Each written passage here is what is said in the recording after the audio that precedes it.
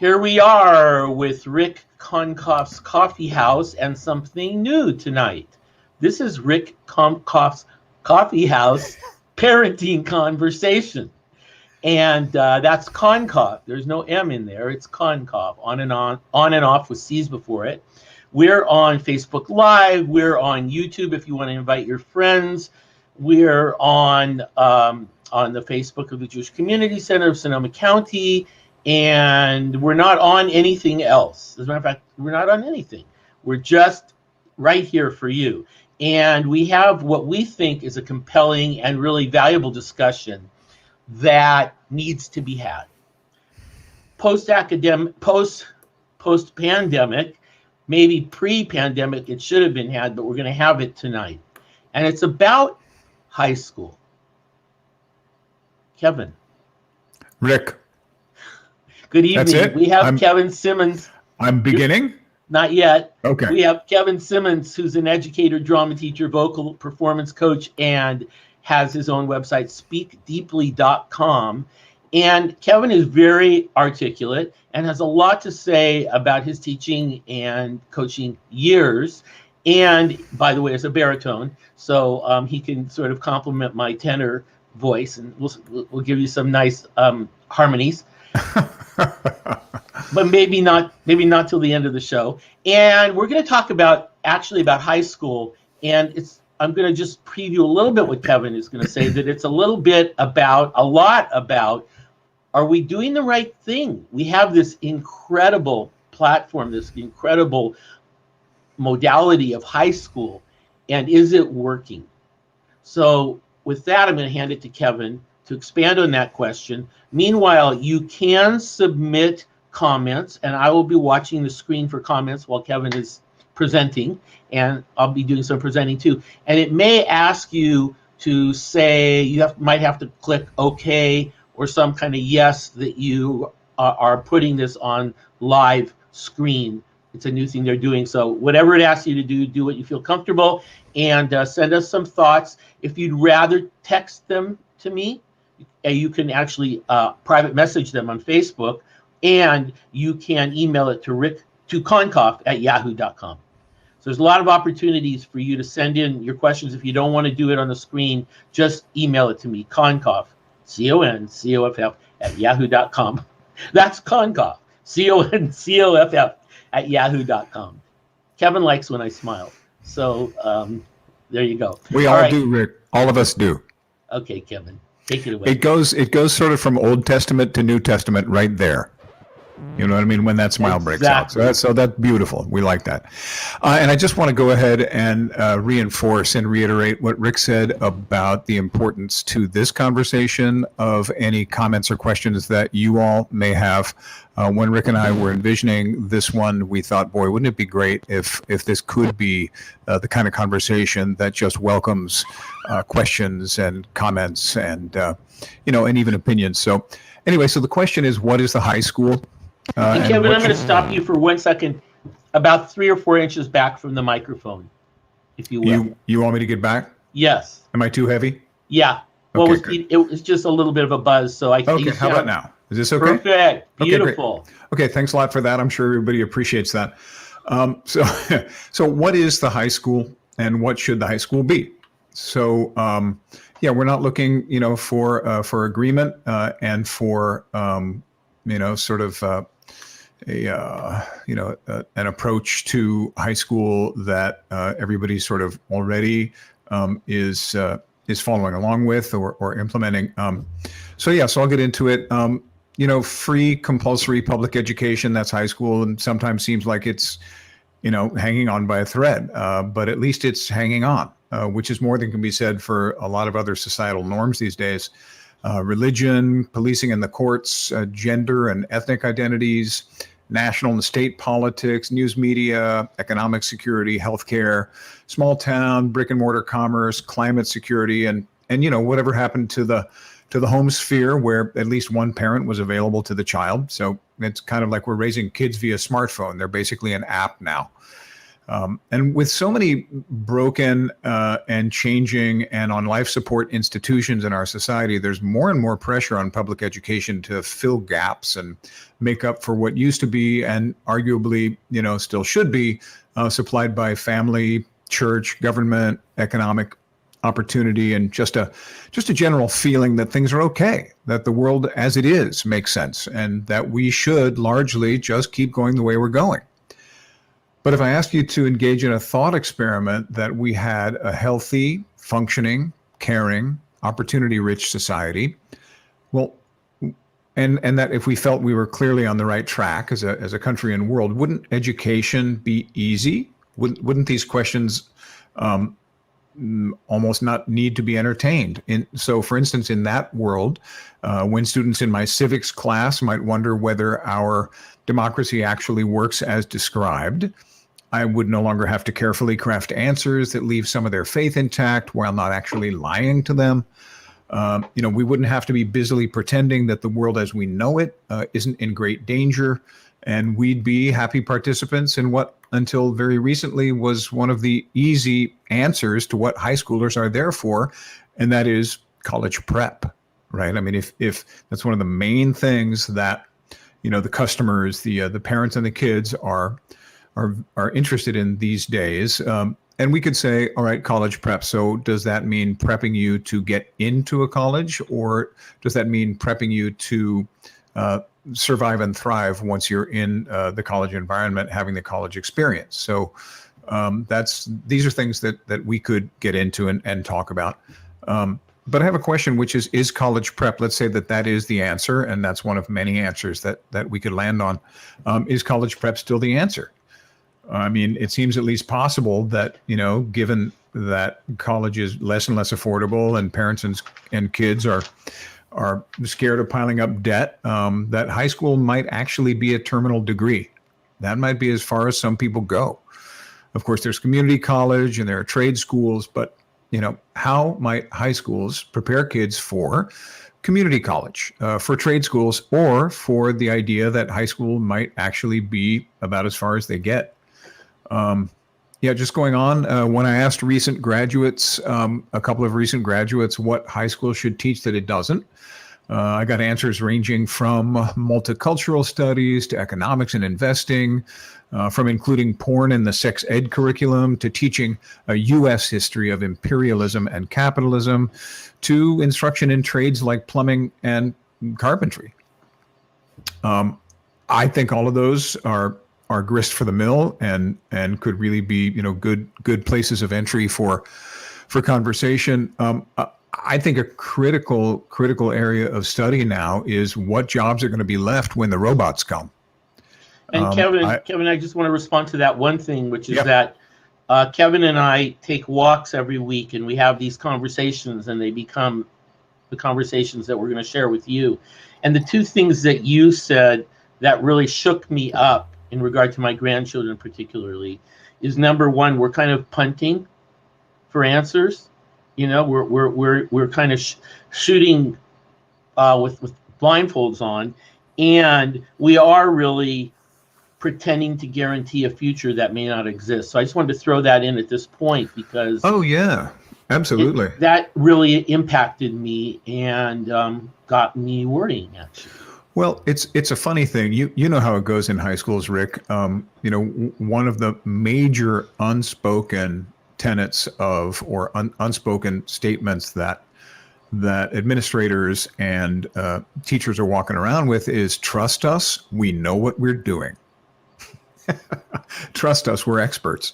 But expertise, aside from subject area expertise, I mean, hopefully there's some curricular expertise and some joy and some authenticity and some caring and some commitment that teachers are bringing to the classroom. And I would say that overwhelmingly in my 15 years of experience, teachers are all of those things. They are dedicated, they are intelligent, they are prepared.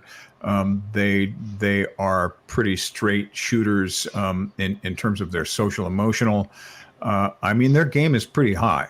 But even so, like let's say one of the things that you had imagined kids would need coming out, and who knows how much this dips into high school, is coding. Okay, the ability to do some coding. And the predictions that I've been reading, recently in preparation for this conversation are that, that coding is not really going to exist as a job in 10 or 15 years because that's going to be automated. And if it isn't automated, it's already being chipped away at by what you can get offshore, right? So, did you want to say something, or shall I go on? I have a comment coming in, Yeah. so let me just read it.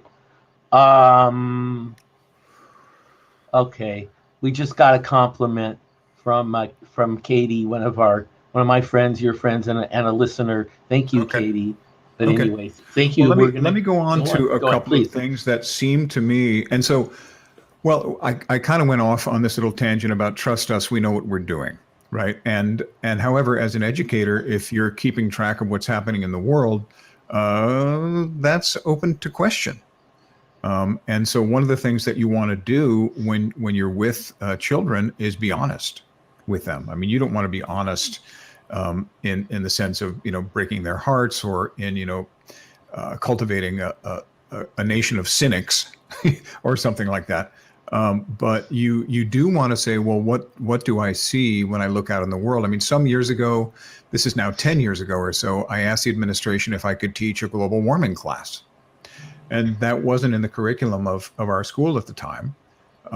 And it was a really difficult thing. And eventually I just decided, in consultation with a biology teacher and admin, that we would simply tell the truth as we found it, and that he would handle the biology and I would handle everything else having to do with that. And I would say that the kids already knew it, except that surprisingly, they really needed several of them were undecided and even skeptical about the scientific backing for the claims that, man-made, gases and human activities were doing what they were doing.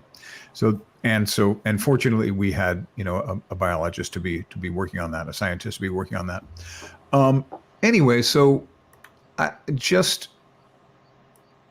in terms of that idea of trust, if there's a mixture, this is what I wanted to get to. There's a mixture when you're teaching of orthodoxy and blaspheming. just to put it the way it kind of lines up in my head.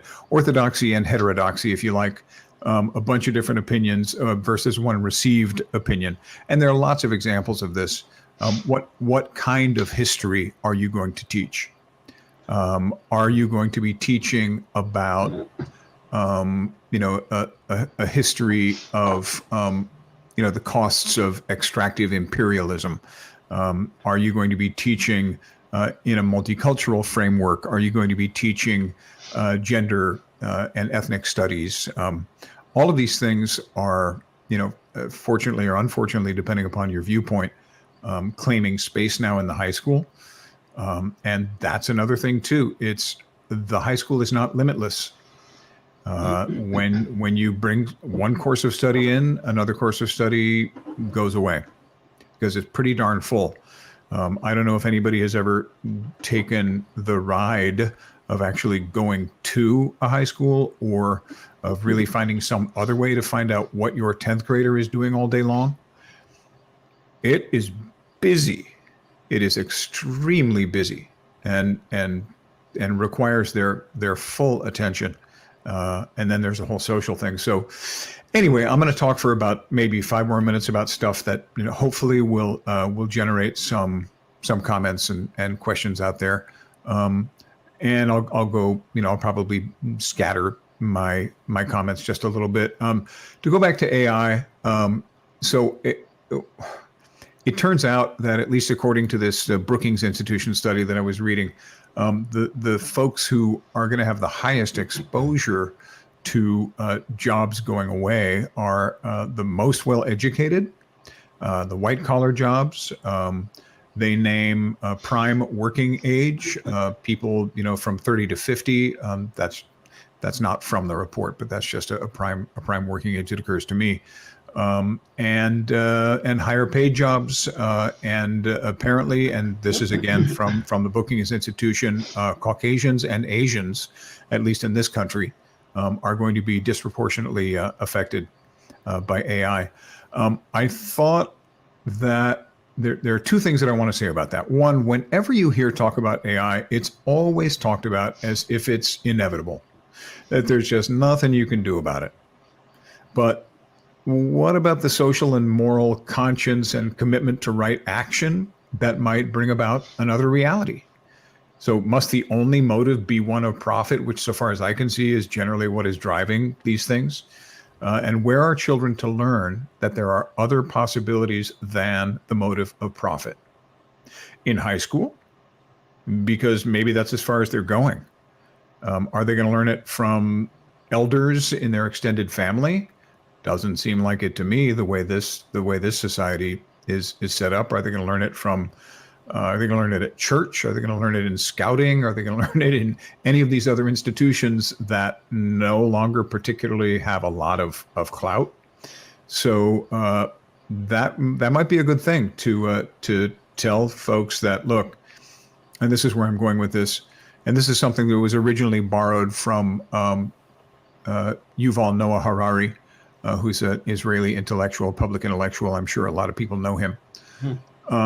And that is that the very most valuable job skill, so far as he can see over the next 10, 20, 30 years, is simply to know yourself really, really, really well. And he includes critical thinking in that. And of course, that is a big part of critical thinking, is knowing who you are and what your impact is on others. Your socio-centric and your ethnocentric and your gender-centric thinking, and all of that. And so you're supposed to have, at least according to Harari, if you have a social and emotional toolkit, and if you have some basis and grounding in philosophy and ethics, and in what are generally called the core humanities subjects, then that will become, and he proves this, I don't need to go into this right now, unless I get a question from the listenership, that because you're going to have to reinvent yourself in the job world 2, 3, 4 times, who knows? You're going to have to be darn nimble. And unless you are capable of looking out into the world and seeing it for what it is at that moment, and looking into yourself and seeing who you are and what you need at that moment and what those possibilities are, you're going to kind of be in the same basket as a lot of other poor souls who are just, as the British say, made redundant, and not to know what to do about it. So that's the kind of thinking, that's the kind of social, emotional, critical thinking that arts and humanities can really offer high school students, and certainly college students, because that's the basis of the Great Books program and the whole idea of liberal studies as it was originally concocted to make a well-rounded young gentleman. This is back before there was any middle class, and back before the explosion of small liberal arts colleges that happened after World War II. So anyway, so that's getting off there. And I think there was one other thing I wanted to say about all that. And it'll probably come back to me. I have some really interesting numbers about the impact of AI, and also some really interesting language from a pair of researchers who decided, look, and this is an example of people who can really think on their feet. It seems to me, these two researchers, they said, look, okay, it's really difficult for anybody to look into the future and to know anything about what's coming.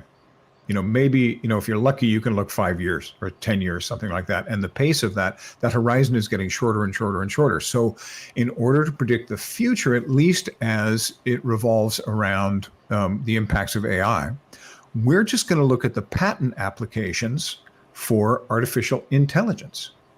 And they did so. And what they did was they extracted the verbs, which talks about the capability of these programs or robots or neural nets or whatever they're writing, the software, talks about their capability as expressed in verbs, and then links them to a whole list of nouns.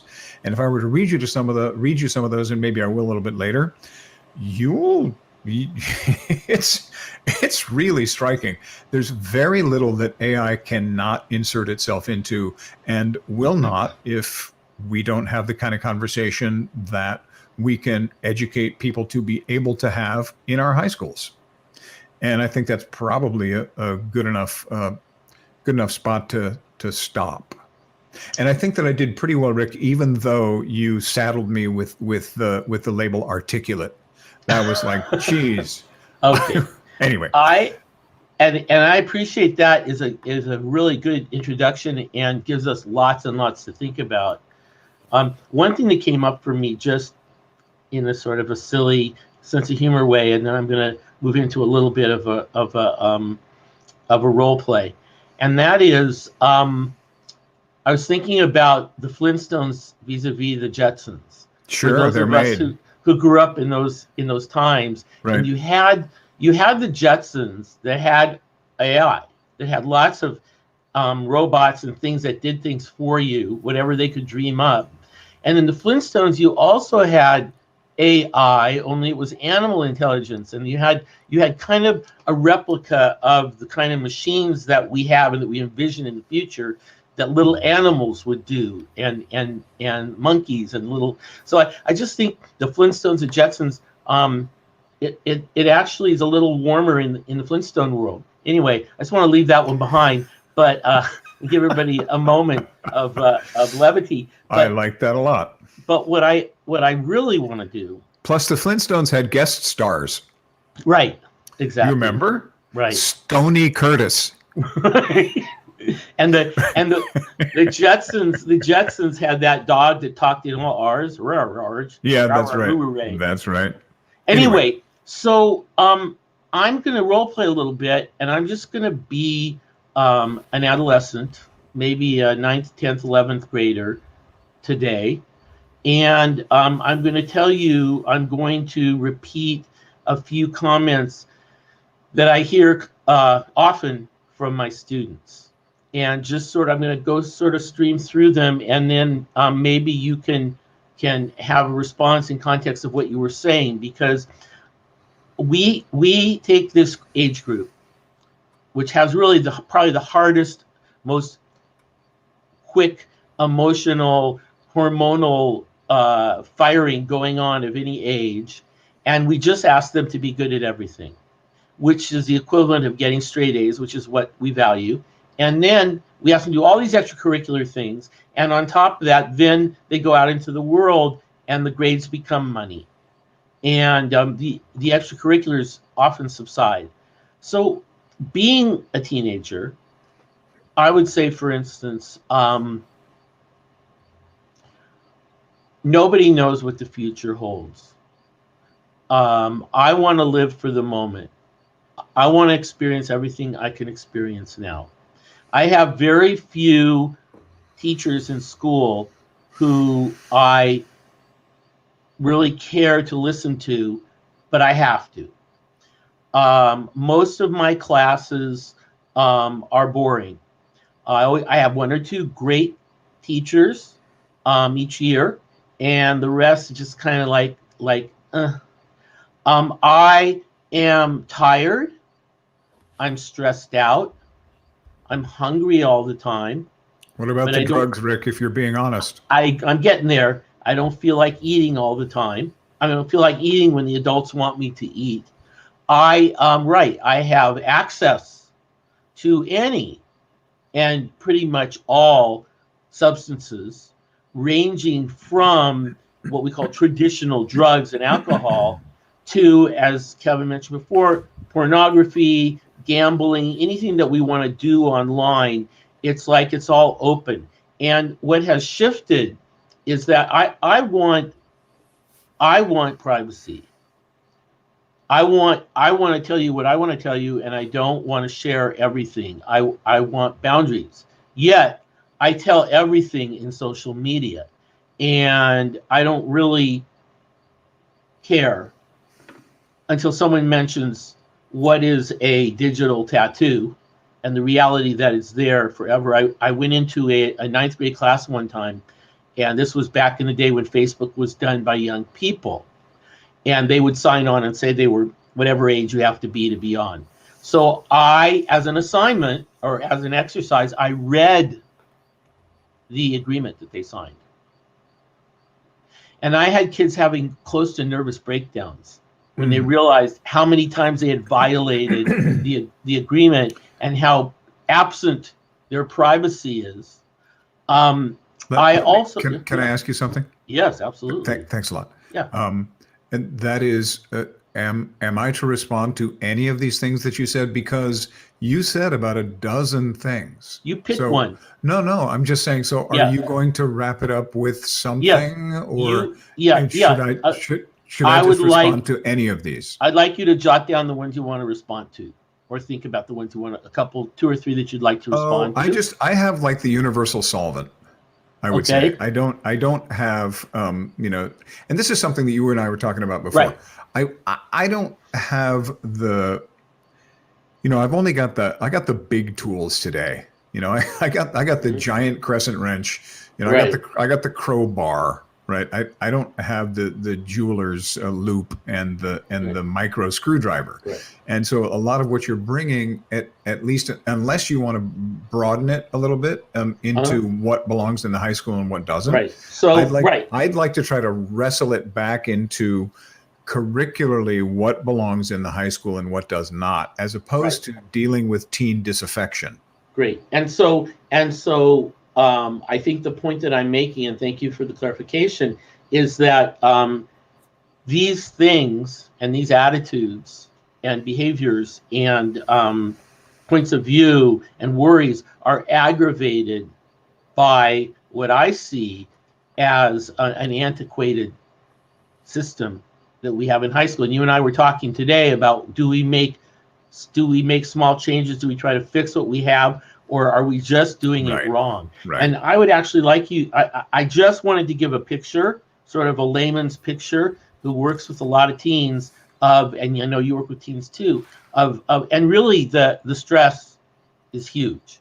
Oh, you're fantastic at inhabiting the concerns and the life dilemmas and the joys and the questions. And that's, you're so knowledgeable and compassionate about that. And I really love it when you talk and lay that stuff out. I really do. And so but I do have something that I can bring, I think. Please. Did you want to say more? No, I want to know, should we actually tear it down and start over? Is that, was there ever intention? Yeah, it's a question.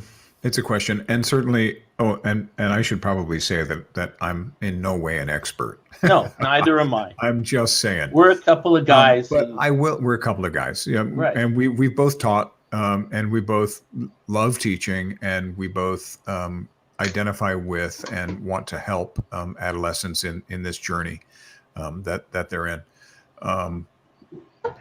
And they also have a tremendous amount that they can give and bring. So I'm just going to paint a really quick and blurry, low resolution picture of the details that you brought. And that is that here we have a child, and you could say that, that's representative of many children. And I'll also say that the worst time for kids is actually 10th grade. In ninth grade, they still have a little bit of leftover enmeshment and certitude. In 10th grade, they are really fighting this battle. They're really fighting this battle for identity. And so I'm going to say that was a 10th grader, just for my purposes. And so my low resolution blurry image that I would bring is that the kid just doesn't see the point. He just doesn't see the point. It just seems irrelevant. Everything that he can see outside of the classroom, the stuff that's right here in his hand, with the phone, everything is more exciting, more interesting, more relevant than anything that's going to occur in that 8 to 3 slot, 5 days a week, 8 to 3 slot. And I have to, admit that a big part of how come they're there, and this is, with some kids, I'll be this honest, not with all kids, but with some. And I'll say, yeah, you're right. You're being warehoused. You're warehoused. How come? So mom and dad can work. We got to do something with you. Got to put you somewhere, right?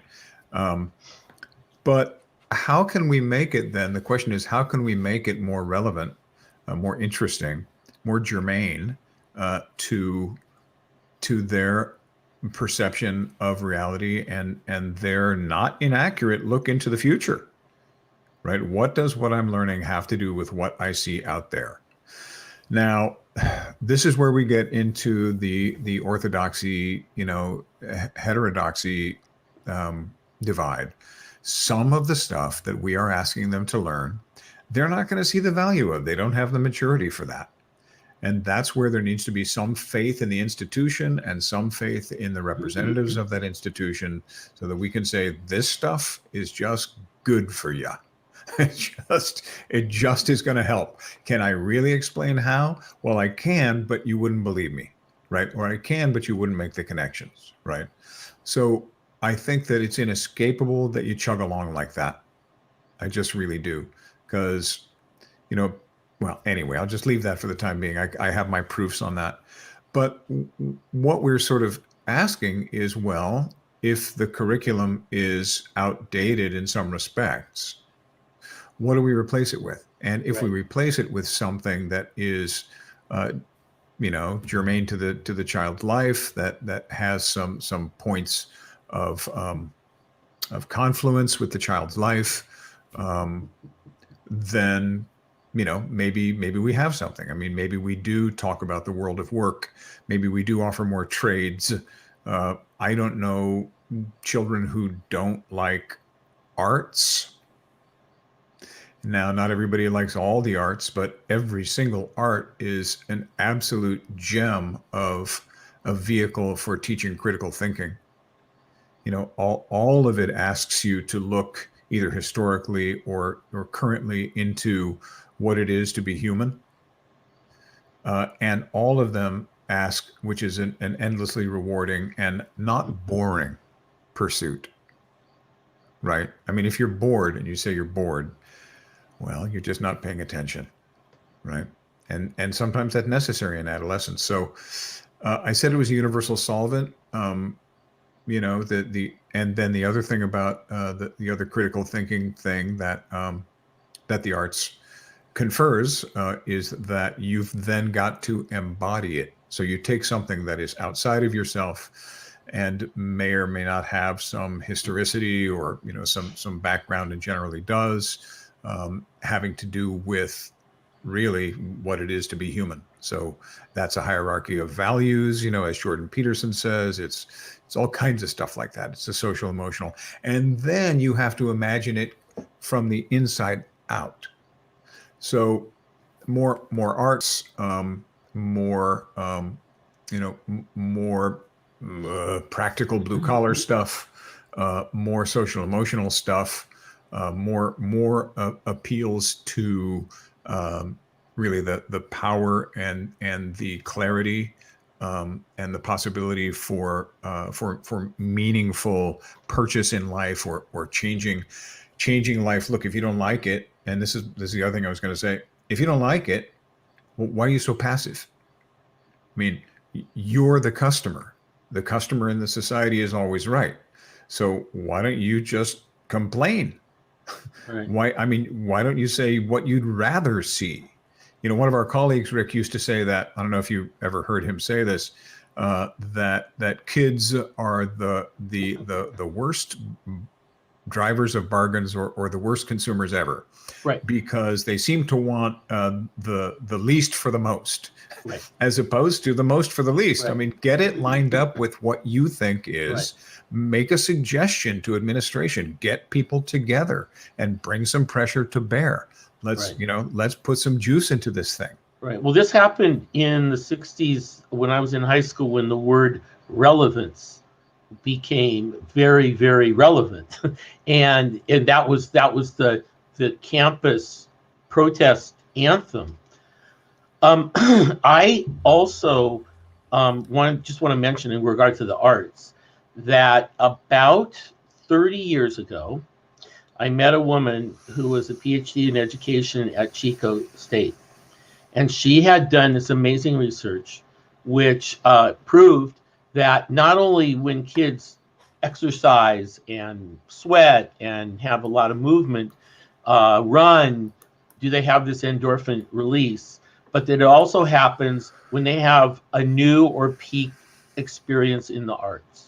In drawing a picture or painting a picture for the first time that looks like something, acting for the first time, singing in tune for the first time, playing an instrument. And in line with that, she got involved. Her name was Dorothy Wilson. She got involved in creating the state mandate for arts in the schools. And there is and still exists a state mandate that all public schools must offer drama, dance, art, and a variety of the arts, music. And the response of the schools has been for that entire time, yes, we know we are not in compliance with the state mandate. Give us the money and we'll do it. And that's where it's left off. And it's really sad because the proof is there. And we can spend our money on whatever we decide to spend our money on. Right. I will just also mention that during the pandemic, music programs stopped. Drama programs too. Art, anything that had this human element was difficult to do on a screen, especially with 3/4 of your kids with their screens off or with their. So we're now coming out of this time of hiding. Right. From all the things that you mentioned that kids need and have needed since adolescence came into existence, as a response to the Industrial Revolution, when kids stopped being needed for the workforce, and suddenly there was this new thing, adolescence, and what do we do with these kids? So it's really not an ancient problem. And it's rather modern in the sense that it's really only in the last 150 years. Oh yeah. And so I like your suggestion. Go on. Okay. Do we have any comments or questions? I don't have access to what you do. We have just Katie has a lot of comments, and she's talking about she can relate to reinvention. She's a trained musician, performer, concert pianist, and she has had to, she claims, being that, learn many other things to survive. So she has to be a marketer, and she has to be an agent, and she has to be learning different styles of music, and she has to be learning to sing, and she had to adapt to survive and gig, and and have something else going. So I think one of the points that you and I talked about today was that yes, back to humanities, back to arts, and these are things that AI cannot do. AI cannot put on a school play. Right? Not yet. AI cannot. I mean, Not yes, yet. we have the graphic printers, but there's some stuff that can't happen. AI can't help a group of kids comfort another kid as peer mentors. AI can't be loved, and we talked a little bit about that in trying to teach these subjects, like let's say English, and make them relevant in any way. I've witnessed you as a teacher find a way to do that, and civics too. Those are two subjects that I've seen and heard you teach, and you brought them to life. And you brought them to life by walking what I call the teacher's edge. You walked right on the edge of making them think without invading their brains, and that's the job of the teacher. So we are expecting a lot of teachers. We're expecting a tremendous amount of teachers. Right. And teachers actually, just to throw this in, cannot have the same kind of relationships safely with high school students that our teachers had with us when we were, I mean, we had a teacher who had us over to his house for lunch, and we had teachers give us a ride home from school, and we had teachers take us out for a malt, a shake, and some fries when we were depressed. And all these things cannot happen anymore because of a few people who have violated boundaries. Right. Stranger danger. Stranger danger. Yeah. And also, I don't know. I mean, for me, I was never the kind of teacher that really wanted to hang out with my kids after. You know, what I was fully involved in whatever it was in the classroom or putting on plays, but you know, then I needed my time. You know, I needed time with my family and with my friends. And what you're describing too is, you know, part of the threadbareness of society. I mean, who is there for the kids? Right. And my mom just posted a comment that said, at age 9, and my mom is in her, my mom is my mom. She's in her 9th decade or 10th decade. Gotcha. Ninth, I think it is, Rick. Yeah. Yes. At age 9, I was put in a class of 16 children of all different ages for 2 years, which was the best thing that ever happened to me. So there's something that we generally don't do, except in very small rural areas. Don't do it. That is for sure. And I don't know how common that is. I mean, you know, one thing that we haven't talked about at all is, and I don't know that I'm really that interested in going into it very much, because this is a conversation about. Okay, so there's a collection of beliefs and practices that we have agreed upon that constitute high school, right? And so what we are really talking about is, you know, free compulsory public education, and what to do with that institution. Not to do away with that institution, not to do end runs around that institution, as in the case of, you know, homeschooling or even arguably some charter schools or religious, you know, schools or religious instruction. So yeah, it's a ticklish matter when you've got a society that can hardly agree on anything. And you've got a politics that, at least in my adult life, ever since 1980, has been about sowing division. I mean, right. That's it. This has been a politics that has been about identifying the enemy, the domestic enemy, and that is one that has led to the stuff that happened on January 6th. And all the crazy factionalism and, you know, balkanization of American society. And so out of this, we're trying to get some kind of agreement about what public education should be. Mm-hmm. I mean, it varies state by state. You know, I'm reading that in Texas, you know, which, man, I mean, if you've been an educator any place in the country, you're well aware that there's a textbook market for Texas only that has a very different textbook than you're teaching out of. If I've got a history textbook, I had a U.S. Constitution and history series that, you know, that I could order the Texas one, or I could order the other one.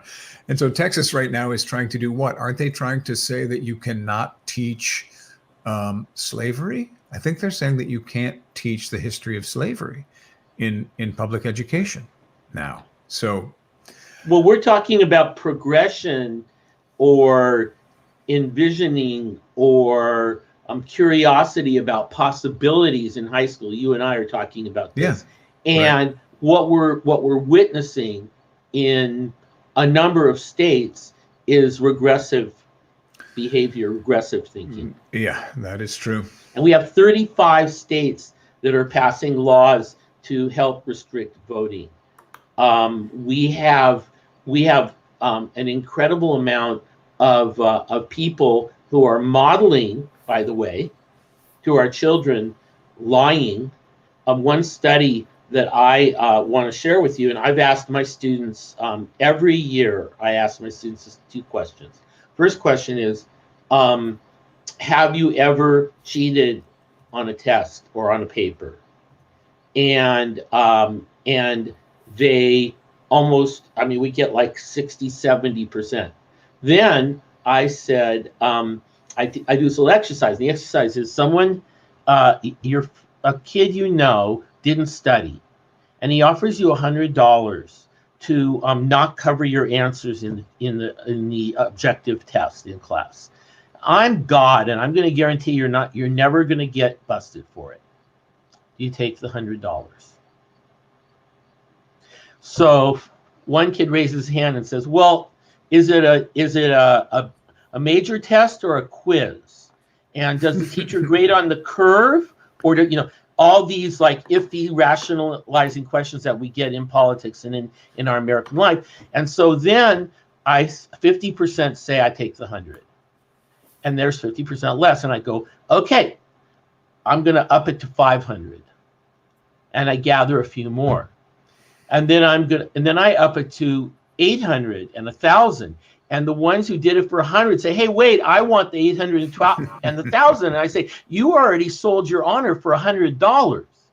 And this is all documented by a study that was done at Stanford, where the students were asked, it was 10,000 students, they were asked, "Have you ever cheated on a major paper or an exam in high school or college?" 80% said yes. And there was a list of multiple choice reasons why you did it. And 80% of them answered, "Didn't want to disappoint my parents. I got to get the grade." So college prep, man. Right. And now there's a whole new level, because I've talked to students who know other students that are getting straight A's because they're flat out cheating on Zoom testing, and they're like, "Here I am getting a B and I'm not cheating. Should I be cheating, like, to compete?" So it's so really around truth and lies and honor. There's really a lot of duplicity and a lot of hypocrisy that the kids just don't even like they take the $100 because why not? And I'm never going to be found out, and it's clear, and I'll take the $100. But if it's a major exam, or if it's grading on the curve, there's all these caveats that they have, where they wouldn't do it on the SAT, but they would do it in a class test if they didn't like the teacher. And there's all these if, and we see this same dance in Congress. Situational ethics, my friend. Right. Yep. And it's a problem. Because, and when I explain to them, or I ask the question, so what's the difference between taking that bribe, which is what it is, for allowing cheating, and what Bernie Madoff did? And the only thing that's different is the amount of money, the amount of collateral, the amount of currency. Yes. So, I mean, kids, this is all covered by the statement and by its implication, goodness is its own reward. Right. And that's pretty outdated. It's like, yeah, but when do I cash in? Right. Yeah. So, yeah, I don't know. I think when you are laying out a list of ethical hurdles, that children sometimes stumble over, and when you're connecting that to the larger society, and if we take your 35 states are trying to actively disenfranchise people, and so that means that in their society right now, and this is in high schoolers society, as in parental society, you've got people who really don't want the democratic experiment to continue. Correct. They have a vested interest in kicking it to the curb and in just hanging on to power by any means possible. So let me ask you something. What kind of response does that call for in terms of high school curriculum? So, and that I had a curriculum that I did in schools, and I still do it, the values and virtues. It is. I'll tell you, values And that's clarification. great. And that's for middle school children, is it not? Okay, so in high school, no, we So this renamed is it. this is high school, We Richard. renamed it for middle High school. In high school. school, we call it ethics, and it's a bigger word, and it's a bigger issue. And the only thing that you can do, I believe, is put what ifs in front of the kids. Because the more things they've been able to think about in advance, and give them hard subjects. Back in the day, and actually it's still a valid subject, I had an ethics class, a senior ethics class at the school we taught at, and I took on affirmative action. That's a really loaded topic That's a nice one. because that's some of our sort of B plus A minus students that are not getting accepted to a college because of the initiative of having diversity. And so they have a personal stake in it, but their political view about it is in conflict with their personal fear. And so they're moving into what you talked about in terms of the group of people that will find themselves without jobs. Kevin, someone told me that 80% of all 15-year-olds that were polled think they're going to make computer games for a living. Like you ask the average 15-year-old, what do you think you're going to do? Coding, what you were talking about, computer programming, gaming, all this stuff that, as even Kevin, even music.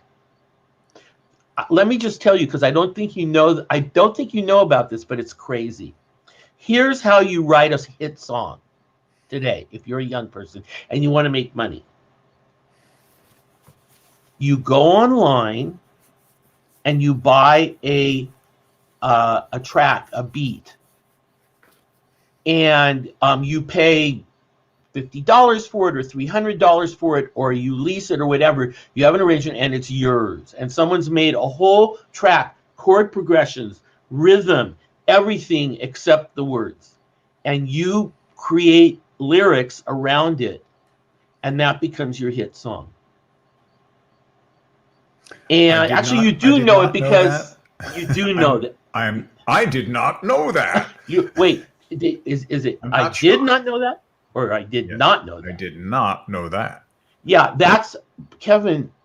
Kevin knows I have a limitation in my hand due to some nerve damage that I suffered a number of years ago, and can no longer play piano, which is my composing instrument. So I have discovered these programs, and you can go in and you can take samples of different instruments and you can put them together. As a matter of fact, I have a student who passed away last year of cancer at 34, a cellist. I can acquire samples that she made and actually use them in my song. And so it's like as if she's playing cello in my song. So there is a soul element to it. But this is writing a song isn't sitting down with your guitar and thinking some original chords. I mean, as far as a hit song. So that has really had an impact, I think, on creativity. It's allowed more people to be producers. A producer now is that. That's what a producer does.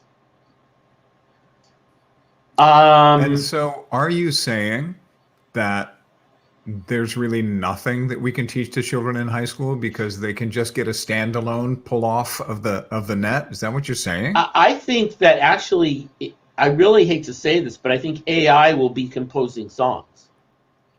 There's no reason why AI, because my thing about there's this infinite amount of combinations of notes. Sure. And we pluck out one that's listenable. I'm sure these programs already exist, Rick. Right.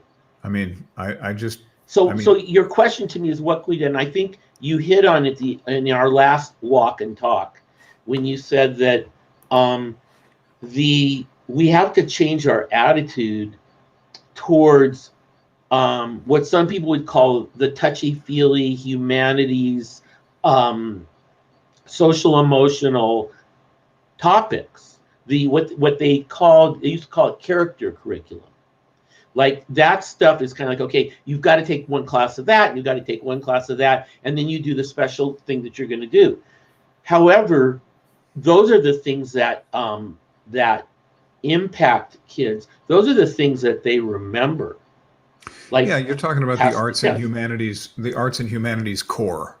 Right. Right. So, yeah. But if you get a stale, sorry for this, a stale old tenured teacher who's 8 or 10 years beyond when they really should have retired, teaching English, it's a death sentence for any positive experience in that class. So what you get is cheating, screwing around, playing on phones, all the things that kids do in the class to divert their attention, and then they copy each other's homework assignments, and that's the English class. Now, I'm not saying that's every case, but it really depends. They say, like in a church or a synagogue, it's really about who the rabbi is or who the minister is, and if they have the ability to inspire people and move people, then you have success of that institution. But if you have a boring person up front, or a person who doesn't care, who's burnt out, tired, whatever, and just doing it for the paycheck and the future retirement, that is a big factor. So here's a curricular question for you. And when I asked you what should the curricular response be to what you said about 35 states trying to disenfranchise people, right, and trying to enfranchise, right, disenfranchisement, I suppose, or to I'm not having the word for it. I'll just let that go. Civics. So you and said that U.S. government, civics, so and you said, Constitution. Right, so you said that that your response to that would be to pose as if questions to the children, and I think that's great. And I also think, well, what about offering a case study on what Stacey Abrams did in Georgia? Love it. Because that is a reality-based curricular response to many somebodies trying to disenfranchise these very people who are being warehoused. But you can't do that. You can't do that curriculum in Texas or Georgia or Idaho, or, I mean, you could not get away with that class, with that lesson. Very possibly so. But I'm saying that is there not some way to contextualize and bring into the present in terms of problems that we see out there in society? Absolutely. Next to Stacey, the curricular response to the question, what are we doing in high school? I mean, what would be great is, I think, in regard to what you're saying, is to reenact our imagination based on historical research of what was discussed in the framing of our country and our Constitution that led to the Electoral College, and have a debate. Should all people be allowed to vote, or should uninformed, ignorant people not be allowed to vote? I mean, that kind of thing. And then you bring in the Stacey Abrams, and you bring in the McCarthy trying to block voting, and you bring in all that stuff. I think you can make it into a viable curriculum, but it does. I think what Trump was trying to do, what he still is in support of, is rewriting the U.S. curriculum, especially around government history and civics, in a way that does not encourage open, liberal, free, critical thinking. But did you know, Rick, that 73% of all cubicle-related jobs, clerical tasks like data entry, will be automated by 2030? And that'll mean 20 million jobs are eliminated. Right. Did you know that location-based workers, which includes people who work as grocery store clerks, will also be severely impacted? About 38% of these jobs will be automated by 2030, and that eliminates 30 million jobs. So we have a new New Deal, and we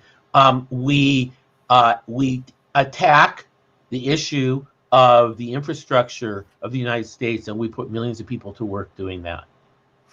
You betcha. Younger. Because did you know that AI is going to wipe out about 30% of all U.S. jobs? Right. While it's going to create the equivalent of only 13%. So Kevin, I just wanted to get those things in. Let me ask you a question. Yes, Rick. Your kid comes up to you, one of your kids comes up to you. My children, says, do you mean? My own children? Your children, yes, your very own children. Yes. And says, Dad, I've done college, I've done high school, or I've done the JC, or whatever it is. Point me in a direction that you feel is sustainable for the next 50 years. In terms of avocation and work and career, or multiple careers, or entrepreneurship, or small business. I think today I read that a large percentage of the goods that are sold on Amazon come from small businesses. It's just interesting, and I'm one of those. So that's interesting. So what about small business? So your beloved offspring comes to you and says, Dad, point me in a direction. You don't have to tell me what to do, but point me in a direction that you think is sustainable. And I know that's a really hard question. Yeah, and if I think of my own children, I think they're both doing amazingly well. And one of the big reasons, I think, is because they happen to have the good fortune of having their education be, I'm going to say, elitist. I mean, right. It isn't that it was oriented so as to be elitist. It quite the opposite. It isn't that it was, smug or self-selecting or anything like that. It happened to have a lot of social emotional, a lot of arts based, a lot of critical thinking, a good amount of physical stuff, a good amount of outdoor and farming kinds of things. And I think they came out of there knowing two things. They knew that, how can I put this politely? They knew that their name was not, hey, asshole. Right. Right. I mean, that just, if somebody shouted that at them or tried to pin that on them, it just didn't stick. I mean, it just wasn't them. Right. Right. And they also, had some grounding in understanding of themselves, the natural world, and the human world. And so that I don't actually really need to turn them in any direction. I would say if my kids came to me and they weren't really already, as accomplished as they are, I would say, let's say this is your fictional directionless. Hang on a second. I would say, get a skill, get a marketable skill, something like plumbing, welding, electrical, carpentry, organic farming, anything at all that they liked, tutoring, teaching. Phlebotomy pays $45,000 a year. What does lobotomy? Phlebotomy. Oh, phlebotomy. Taking blood. Is that ever going to be AI? I wouldn't be able to tell you. I don't know. but then the it's rest a long of it, stretch. Yeah. And then, keep learning. Always keep learning. Always keep exploring. And by the way, have you read? I would always say to them, okay, so here's a wonderful book. Here's a wonderful educator or podcast or something like that. And they do the same for me. My politics have been changed somewhat significantly by both of my children. So that was a lame answer. Not really, because I think you're speaking the truth.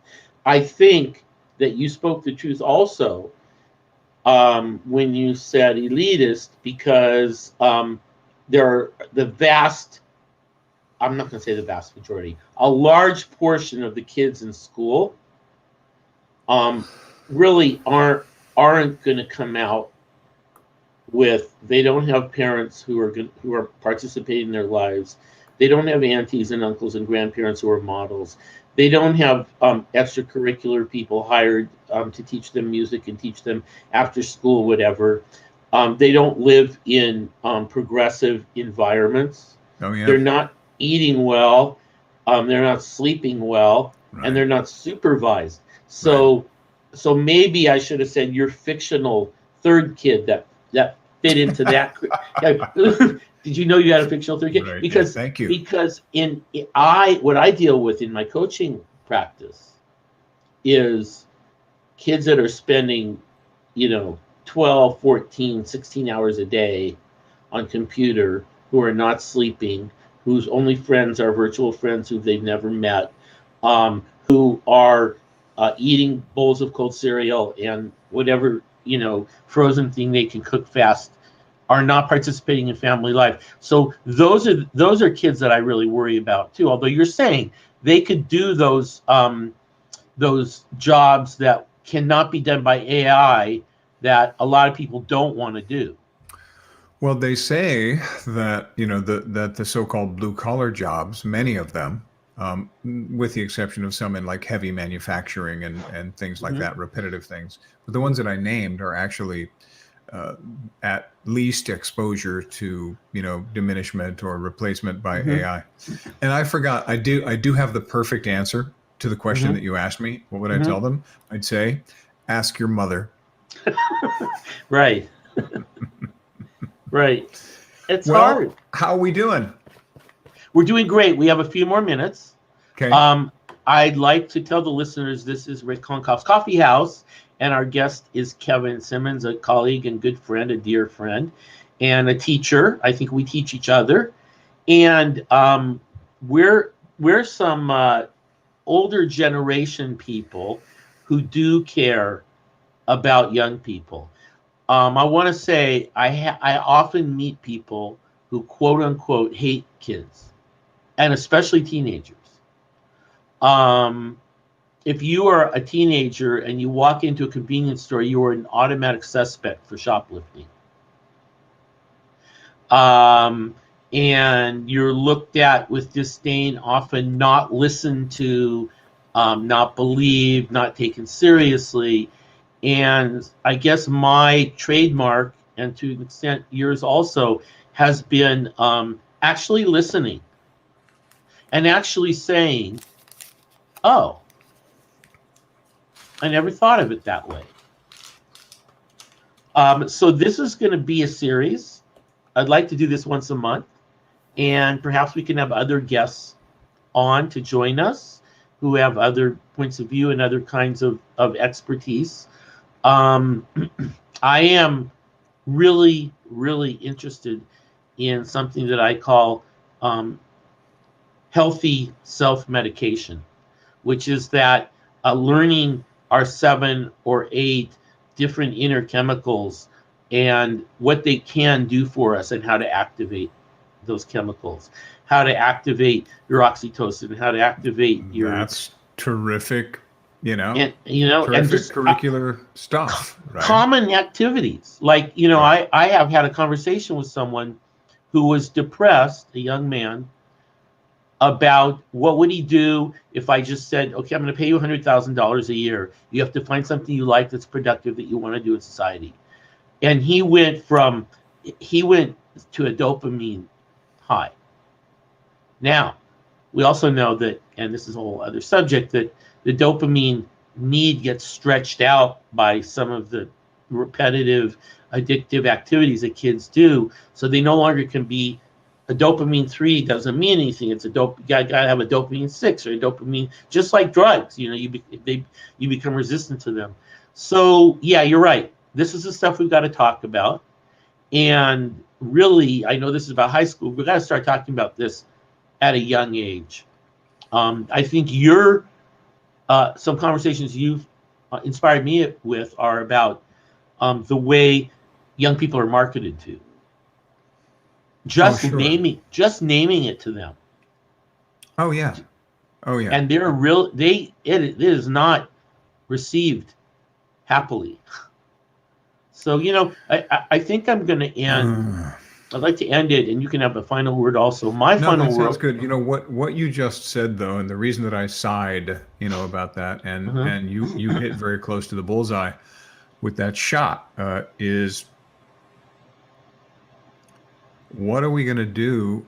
What can high school, what can admin, what can teachers, what can we do in high school to make up for the fact that children are being raised incorrectly and brutally, and that that profit is driving all before it, and wrecking generations of young people who are who have now been for several generations on the computer and on the cell phone. Anyway, Right. two generations, let's say. Right. And what can we do to make up for that? And of course the answer is precious little. We really can't. And so that has to be a society-wide conversation where we try to find some. I mean, it's well known that the titans of tech in Silicon Valley, who hire nannies to take care of their children, have long multi-page contractual obligations that the nannies must sign. Prominent among these obligations and agreements is that they won't let them be on cell phone. They won't let them be on screen. Right. That they actually will interact with them personally, interpersonally. Right. That they will make them play. Right. And out the other end, there's plenty of examples. There's a famous one about Jet Propulsion Labs in Pasadena, trying to hire replacement physicists and astrophysicists and designers, and finding that sure the crop that they're looking at now to replace their aging crop of people who've been there for decades, they have all the fancy degrees and schools, and they can work, but only within pretty narrow limits. They don't have any imagination. They can't think in a really creative way. That's a super interesting case study about how they were led just anecdotally to an auto body shop guy who was having the same trouble in hiring people, for his work, until he started screening for folks who had actually played, had actually spent time in dirt and in the sandbox and off screens and all that stuff. And those people are the folks who are able to, think creatively and have and arrive at novel solutions, which is what NASA was trying to get at. And they decided that they were going to use they were going to copy some of that same hiring template. And they ended up doing much better. They ended up getting a crop of engineers that they could actually, depend upon to, provide creative solutions. So I will share with you, and maybe read next time, a poem I wrote called "Whatever Happened to Play Clothes." Like that one. I like it already. And sure. It's a fun little. Yeah, it's a fun little one because kids don't know what play clothes are, because they just have one set of clothes. But it was the quintessential moment of you wearing your dress clothes to school, your school clothes, and then you come home, you throw off your school clothes, you put on your play clothes, you have a snack, and out you go. That's right. And when you were young, and when I was young, clothing was expensive. Right. It's all about the moment. It's a ritual. It was a ritual. No, I hear you. Couldn't wait to get those clothes off. I hear you. And so I want to just end with a little something, and we will do this again, and we'll put it out on Facebook. Thank you for anybody who's here. I know there are quite a few people. Most people don't post comments, so I just have a few here. But people are shy and respect and hold their privacy. So I went to a seminar. The seminar was called How to Deal with Difficult People. We came into the seminar, and the guy had us each quickly cite, without a name, the difficult person we were there to learn to deal with. And then he proceeded to offer us all a refund, because he said he cannot actually help us with the people who are difficult, but he can help us about our being difficult. And so he went on, and he ended by this statement that sounds kind of crass, but when you think about it, it's not. He said, you cannot change a person, but you can make them uncomfortable. And when they're uncomfortable, they often change themselves. And I found the example he used is he said, you're sitting in a chair right now at a seminar, and you're not going to move or readjust your body until you are uncomfortable. And so I think that we walk that line between appropriate, respectful, compassionate making of discomfort and being hurtful and stepping over the line. There's a line there, but you do what part of teaching and part of helping to help people grow is to not always have them feel comfortable. And I think, as you were talking about the schools our kids went to, one of the centerpieces was the importance of asking questions. And boring questions get us nowhere. But I think that there is something to be said for us establishing the kind of rapport and trust with young people to be able to have them be uncomfortable enough to grow. Okay. So thank you with for that, having me on, Rick. I want to thank you. And Kevin, I will put a little pitch in. Kevin is doing a drama program this summer for young people in Occidental, which you can find, I'm assuming, on his website or somehow by contacting him. He teaches voice, and he teaches performance, and he coaches, and he's just got a whole slew of things he is doing in his newly incarnated life of work. It is true. It is true. I think you're in your next, Kevin. Thank you. And Rick, thanks for having me on. I really enjoyed it. These conversations, not just this one live, but every time I talk with you, I get refreshed, and also I find out how I think. Great. That's what it's all about. I don't know what I'm thinking until I'm speaking it. Right. Well, and then it's changing because of what you're bringing. As conversation well. So is golden. it's fantastic. Oh yeah. And okay, my friend. All right. Good night. Good night. Thanks. Take care. All right.